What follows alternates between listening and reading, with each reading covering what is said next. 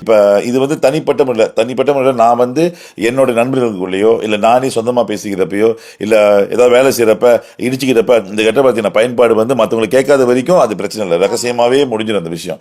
ஆனால் இது சோஷியல் மீடியாவில் வந்து வரப்ப ஒரு 10 பேர்ல இருந்து ஒரு 10,000 பேர் வரைக்கும் பார்க்க ஆரம்பிக்கிறாங்க. அதை இது போறப்ப நம்மளோட கலாச்சாரமும் சரி, நம்ம சமுதாயம் வந்து எங்கே கொண்டு போய் சீரழிஞ்சிட்டு இருக்குன்றதை வந்து நம்ம யோசிச்சு பார்க்க மாட்டோமோ அப்படின்னு தோணுது. இவங்கள குற்றம் சொல்றதை விட அந்த ஆதரவு கொடுக்குறாங்க இல்லையா, கெட்ட வார்த்தை பேசும் பொழுது. இப்போ ஒரு வந்து குற்றம் லாயரா பேசுறீங்க, லாயரா பேசுறேன். இப்போ வந்து குற்றம் செஞ்சுட்டான் ஒருத்தன், குற்றம் செய்யறவன் அவனை தூண்டி விடுறாங்க ஒருத்தன், அவனுக்கு தண்டனை கூட கொடுக்கணும். ஏன்னா அவன் தூண்டி விடலாம், இவன் செஞ்சிருக்க மாட்டான் இல்லையா. குடும்பமும் பார்க்குது, அவங்க ஃபேமிலி மெம்பர் பார்ப்பாங்க, அது எந்த அளவு அவங்களை பாதிக்குது. இப்போ வந்து ஒரு நபர் வந்து பேசுறாங்க வச்சுக்கோமே, அப்புறம் வந்து இப்போ வந்து இந்த குடும்பத்தில் உள்ளவங்க வந்து வெளியே போறாங்க, வெளியே போயிட்டுன்னு மற்றவங்க கேட்கறவங்க இருப்பாங்க இல்லையா, அவங்க கேட்பாங்க, உன்னோட குடும்பத்தில் நபர் வந்து இந்த மாதிரி கெட்ட வார்த்தையா பேசுறாங்களே, உங்க வெக்கமா இல்லையான்னு கேட்க மாட்டாங்க இல்லையா.